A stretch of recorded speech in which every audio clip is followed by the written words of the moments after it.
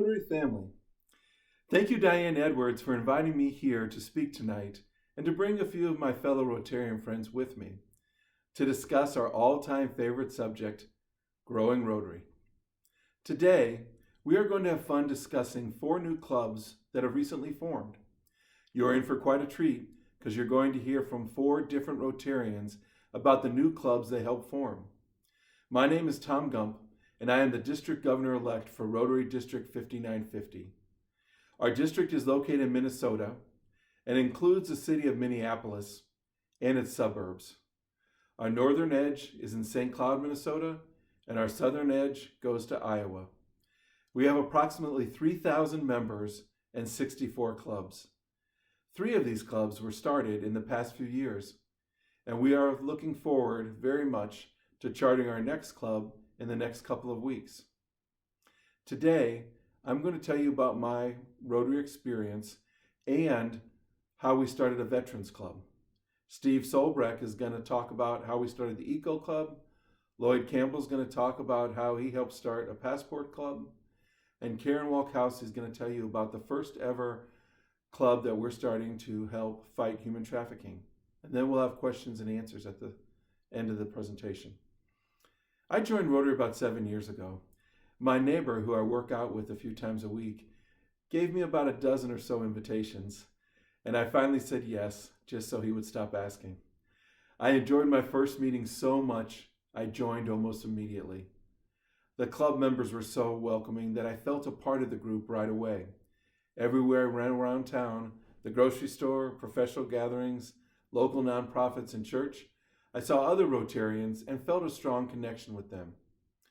After my first official meeting as a Rotary member, the president of my club back then asked me what I wanted to do to become more engaged in the club.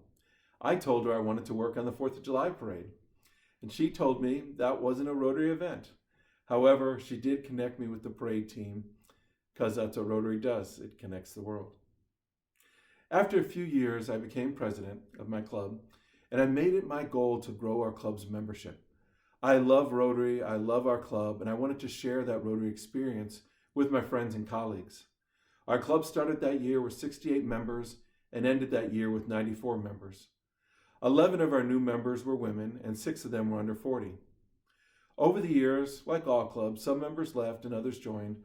Our club now stands at 87 wonderful members here today. However, even though it's my place to start every Tuesday morning and my favorite place, not everyone wants to wake up at 7:30 a.m. on a Tuesday morning and have breakfast at a country club. This is true regardless of how crispy the bacon is. Rotary North America has a membership problem.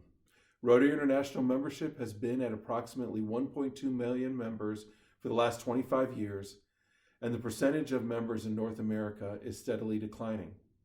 In fact, North America now comprises just under 30% of the total Rotary International global membership.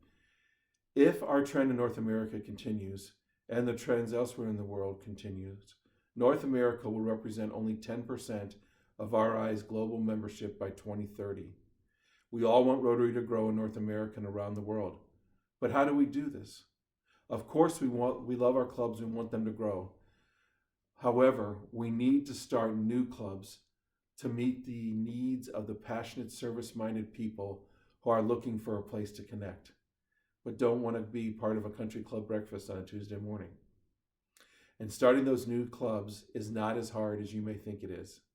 For example, let's look at the Rotary Club of Minnesota Veterans, which is the first Rotary club serving veterans in the world. Last June, President Maloney was encouraging all of us to look for Rotarians in our local communities and to start new clubs, even in areas where we already have clubs. Now remember I told you when I first joined my Rotary Club, the president connected me with the 4th of July parade in our city. A big part of that parade is a dinner for the veterans that we host the night before the parade on July 3rd.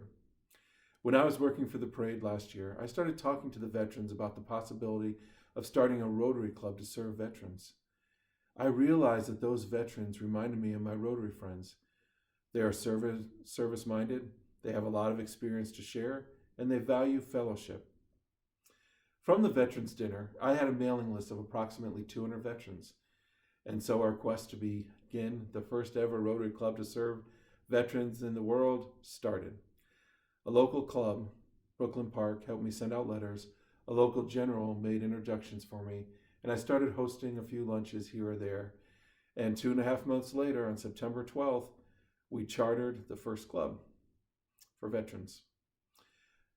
After a couple months, the club more than doubled its membership, growing to over 50 members. They started sponsoring service projects. They formed their own foundation. They obtained tax-exempt status from the IRS for its foundation. They secured donors for the foundation. And they rallied support from clubs and districts around us and community members to raise over $20,000 to build a game room for veterans at a local veterans home. How did this happen?